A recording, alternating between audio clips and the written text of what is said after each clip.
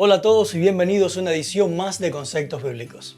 El título de esta semana es Jugar a ser Dios. No sé si te has dado cuenta, pero Dios tiene una manera muy particular de enseñarnos verdades eternas. Y esto es por medio de parábolas o ilustraciones. Desde el Génesis hasta el Apocalipsis, todo que encontramos son constantes revelaciones de Dios al hombre, ya sea por medio de historias como la creación, el diluvio, Sodoma y Gomorra, entre otras, también por medio de vivencias y eventos en las vidas de determinadas personas, así como símbolos y patrones que podemos encontrar en personas, animales, nombres, días, fiestas, objetos y hasta en ciudades.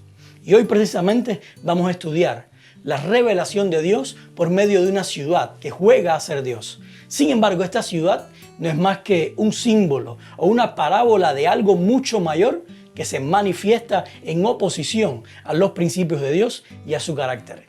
Y esta ciudad es Babilonia. Comencemos.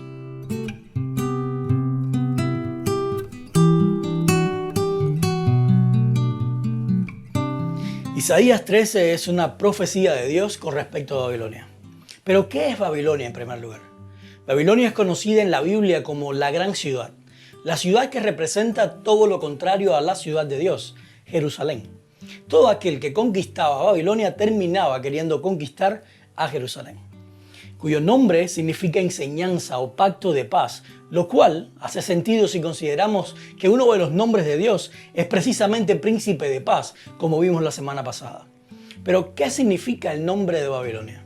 Babilonia o Babel tiene su raíz en el verbo hebreo balal, que significa mezclar, desconcertar o confundir.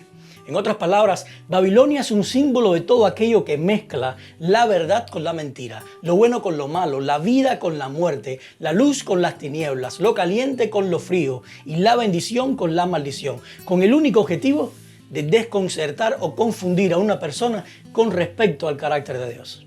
Ahora, esto es bien importante que lo tengamos en mente, porque generalmente el cristianismo tiende a asociar a Babilonia con un sistema o un poder político religioso que se opone a Dios y oprime a su pueblo. Un poder que se opone a la verdadera religión de Dios e intenta controlar el mundo. Sin embargo, Babilonia es mucho más que un sistema o un poder político religioso. Babilonia es un espíritu anticristo, o lo que es lo mismo, un espíritu que se pone a Cristo e intenta suplantar a Cristo jugando a ser Dios. Y eso es muy diferente.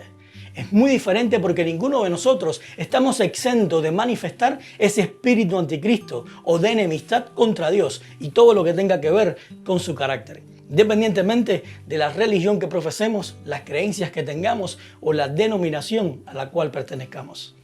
Apocalipsis 18:24, refiriéndose a Babilonia, dice: y en ella fue hallada la sangre de los profetas y de los santos y de todos los que han sido muertos, o lo que es lo mismo, de los que han sido asesinados o matados violentamente en la tierra.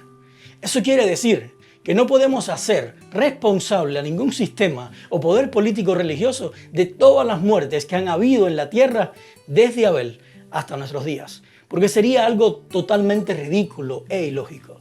Sin embargo, sí podemos decir que el espíritu que tuvo Caín al matar a su hermano Abel fue el mismo espíritu que tuvo el que mató a los antidiluvianos con agua.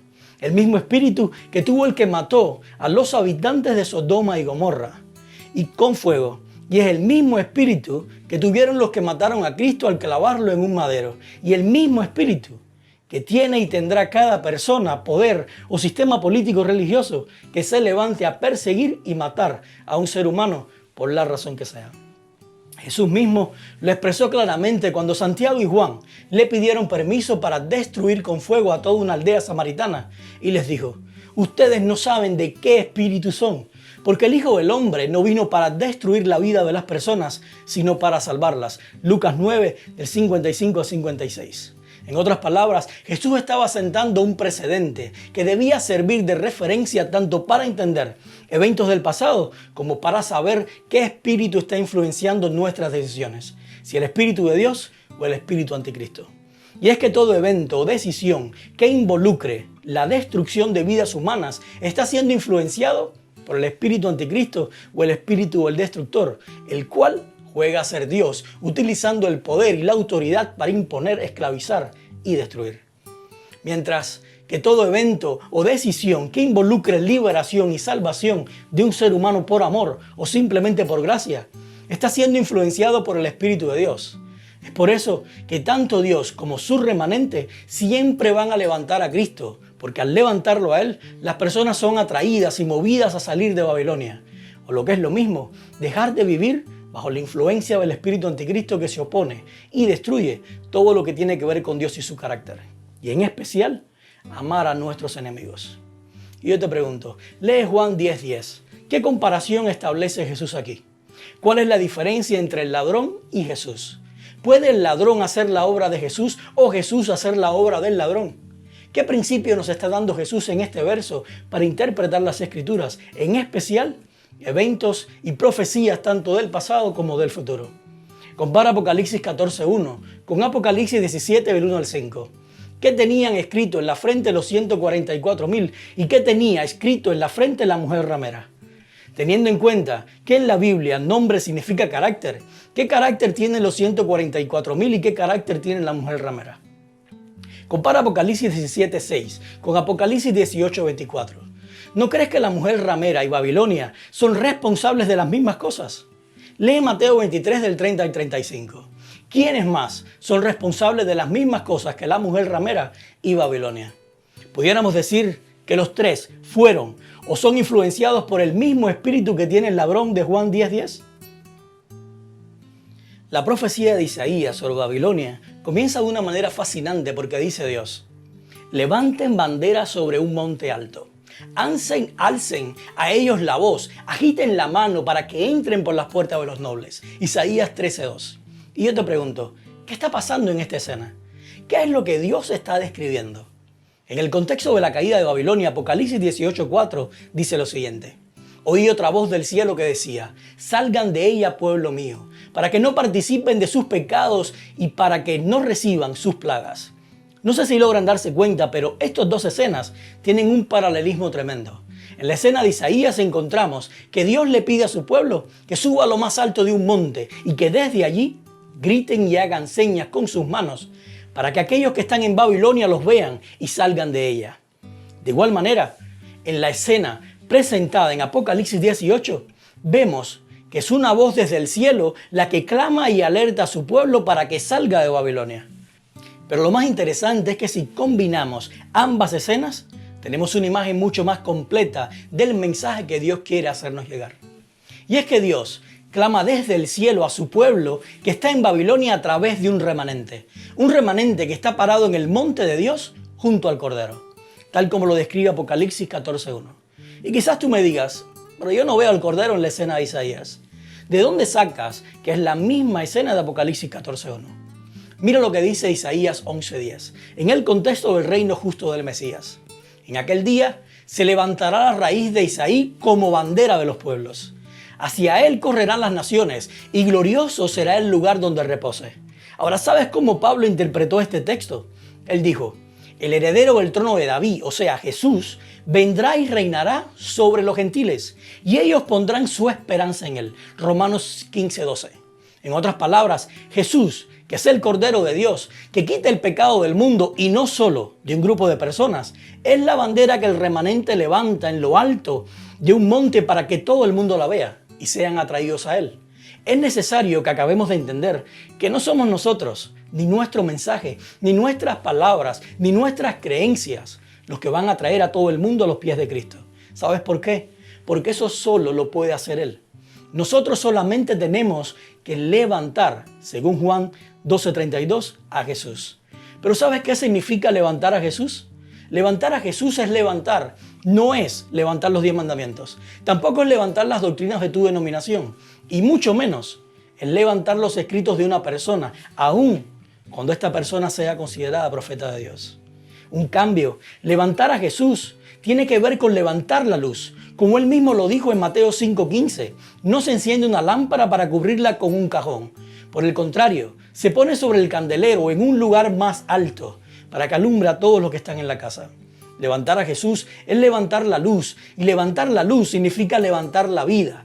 Y levantar la vida es levantar la esencia de su carácter. Porque tanto amó Dios al mundo que dio a su Hijo unigénito para que todo el que cree en Él no permanezca en perdición, sino que tenga vida eterna. Juan 3:16. Ahora, presta atención porque esto es bien importante. Cuando Juan dice en Apocalipsis 18:4 que la voz del cielo llama a su pueblo para que salga de Babilonia, lo hace en el contexto de que toda la tierra ha sido llena o iluminada con el conocimiento de la gloria de Dios, según lo vemos en el verso 1.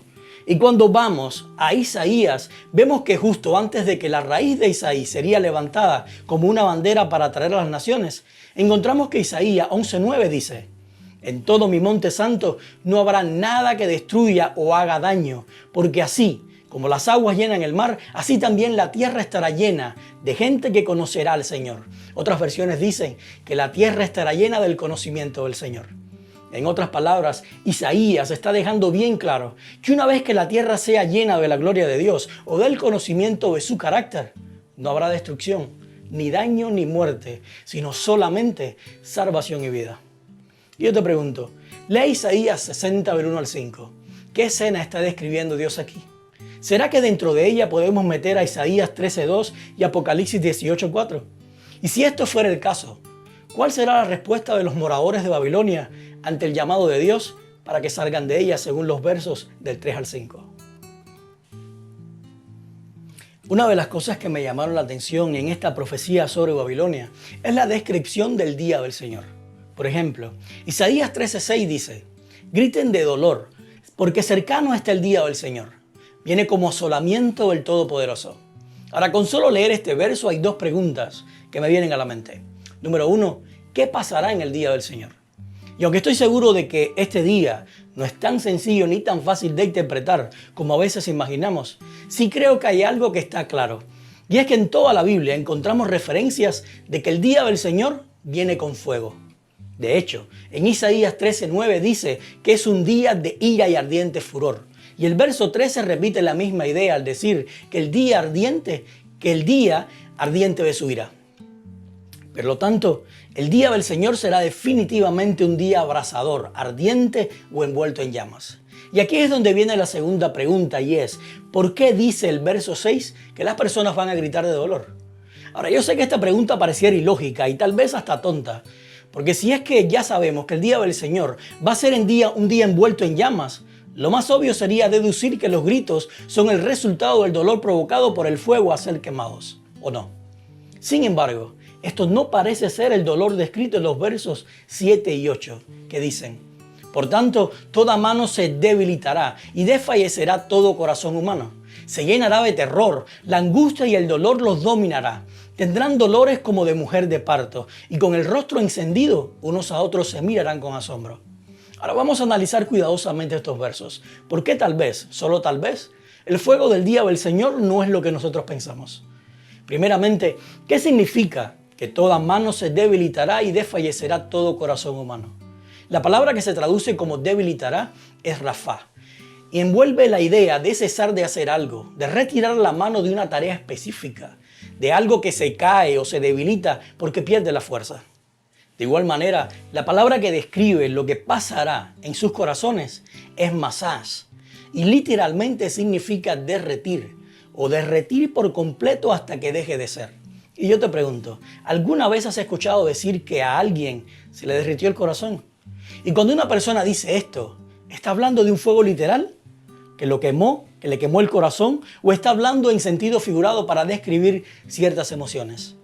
Ahora, lo más interesante es que si vamos al Salmo 22, el cual es un salmo mesiánico y que describe el momento en que Cristo está siendo crucificado en el madero, podemos ver que a Jesús le pasó exactamente lo mismo que describe Isaías 13:7, porque dice: mi vida se derrama como el agua y todos mis huesos se han dislocado. Mi corazón es como cera que se derrite dentro de mí. Mi fuerza se ha secado, como barro cocido. La lengua se me pega al paladar. Me acostaste en el polvo y me diste por muerto. Y es que si Jesús pasó en la cruz la misma experiencia que pasarán los que serán pasados por el fuego en el día del Señor, entonces tenemos que preguntarnos, ¿dónde estuvo el fuego en la cruz? ¿Jesús murió quemado o crucificado? Pero Isaías 13:8 añade más interrogantes, porque la angustia y los dolores que estas personas experimentan, el profeta los compara con los dolores de parto de una mujer que está por dar a luz. Yo no sé cuántos de ustedes se han quemado alguna vez alguna parte del cuerpo, o al menos se han quemado un dedo. Pero el dolor que se siente al ser quemado no tiene nada de comparación con los dolores de parto de una mujer. De hecho, el mismo Isaías más adelante recibe otra visión sobre Babilonia, y fue tan fuerte y tan real que él describe su experiencia de la siguiente manera.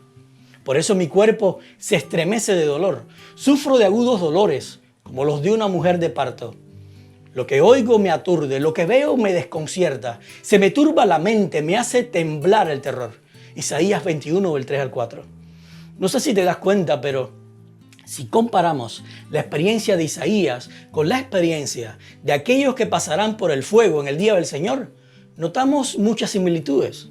Hasta pudiéramos decir que es la misma experiencia. Isaías no estaba siendo quemado, sino que estaba pasando por una crisis de disonancia cognitiva. Y por si esto no fuera suficiente, el verso 8 termina con una oración desconcertante, porque dice, con el rostro encendido, unos a otros se miran con asombro. Y yo te pregunto, ¿cómo es posible que en medio de un gran fuego que está quemando a las personas como pollos rostizados, unos a otros se estén mirando con asombro o maravillados? Lee Génesis 43:33. ¿Qué quiere decir el autor cuando dice que se miraban unos a otros asombrados o atónitos? ¿Estaba describiendo un momento de dolor que les provocaría la muerte o un momento de reflexión por algo que iba en contra de lo que ellos esperaban? Lee Isaías 30:27. ¿Qué está queriendo decir Isaías al decir que el nombre del Señor viene con el rostro encendido? ¿Se está refiriendo a llamas literales en su rostro o es una expresión para describir su ira? ¿Qué otras emociones se relacionan con poner el rostro rojo? ¿Sabes cómo se traduce la expresión rostros encendidos en otras versiones? Le arderá la cara de vergüenza o se mirarán la cara roja de temor. Lee Daniel 12:2. ¿Cómo describe Daniel la experiencia del fuego eterno? ¿Puede el fuego literal provocar vergüenza y confusión? Lee Romanos 12:20. ¿No se parece esta experiencia a la de Daniel 12:2? El bonus de esta semana lo vamos a sacar de Isaías 13 del 20 al 22. Y dice, Babilonia nunca más volverá a ser habitada, ni poblada en los tiempos venideros. No volverá a acampar allí ningún nómada, ni hará el pastor descansar su rebaño. Allí descansarán las fieras del desierto, sus casas se llenarán de búhos, allí habitarán los avestruces y brincarán las cabras salvajes. En sus fortalezas aullarán las hienas y en sus lujosos palacios los chacales. Su hora está por llegar y no se prolongará sus días. Cuando nosotros leemos esto pareciera indicar que Babilonia sería destruida por completo. De hecho, el verso anterior lo compara con la destrucción de Sodoma y Gomorra. Sin embargo, la historia dice que Babilonia no fue destruida de la misma manera que lo fueron Sodoma y Gomorra, sino que fue deshabitada o abandonada. Y es que tras la muerte de Alejandro Magno en Babilonia, el 323 a.C., sus sucesores conocidos como los diadocos lucharon por el control del imperio y más concretamente por el control de Babilonia, hasta el punto de que sus habitantes se exiliaron para poder sobrevivir. Según algunos documentos antiguos dicen que los habitantes fueron realojados.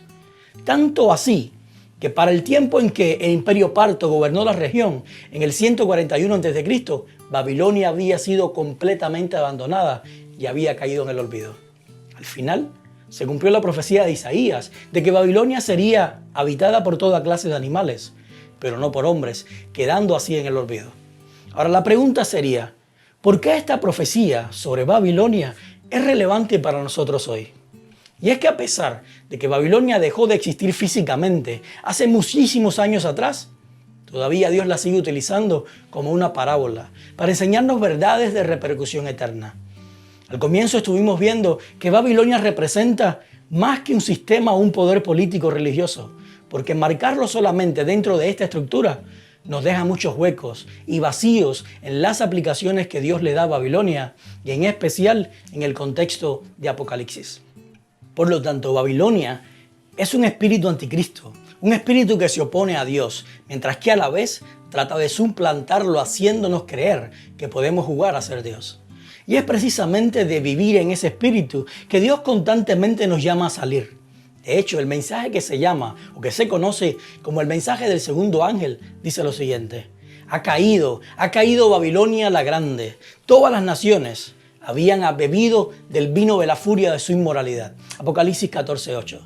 Sin embargo, debido a la traducción del griego al español, perdemos la idea de lo que realmente el ángel está anunciando aquí, porque al nosotros leer que Babilonia ha caído, lo entendemos como que la ciudad se derribó. En otras palabras, sería como ver delante de nosotros la demolición controlada de un edificio, donde vemos que caen primero los cimientos y luego el edificio se desvanece por completo. Pero eso no es lo que está diciendo el ángel o el mensajero.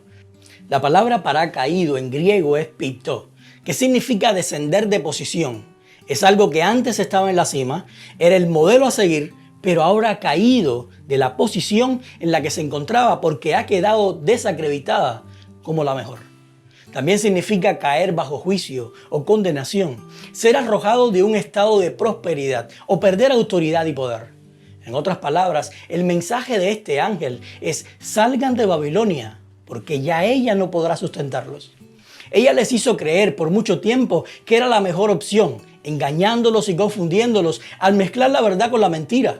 Pero Dios ha descubierto su desnudez y expuesto su vergüenza al revelarnos su carácter de amor por medio de su Hijo, en el cual no hay mezcla de engaño ni confusión, porque Él es la verdad.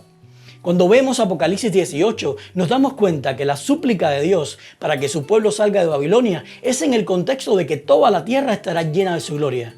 O lo que es lo mismo, toda la tierra será expuesta a la verdad sobre el carácter de Dios. Y ante todo esto, me queda solo un interrogante.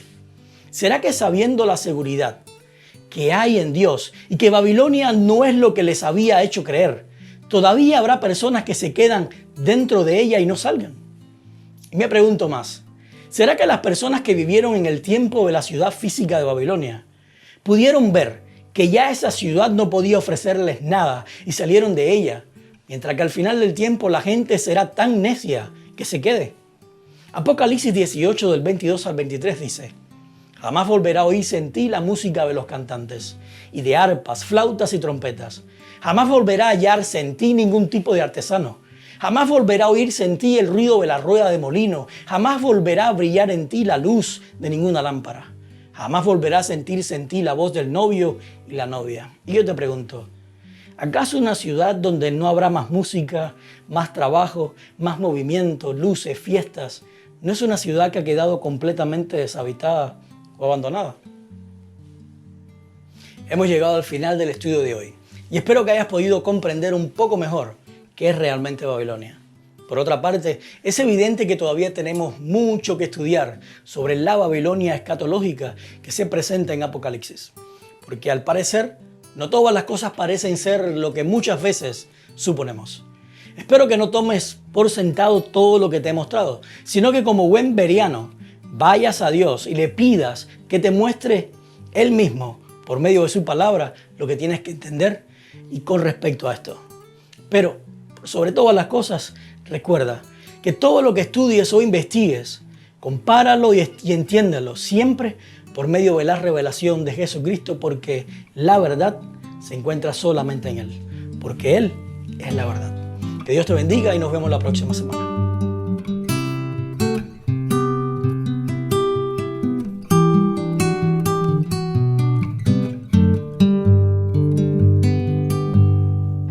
Si quieres conectarte con nosotros, es bien sencillo para hacerlo. Ve a nuestra página de Facebook y dale like. O si no, suscríbete a nuestro canal de YouTube. Pero sí te recomiendo que descargues nuestra aplicación, Su Casa Church. Porque si vas a la sección que dice conceptos, vas a poder descargar todo el material que acabamos de estudiar en formato PDF. Y algo que sí te pido es que, si Dios te habló a través de este video, por favor, compártelo con tus amigos. Nos vemos.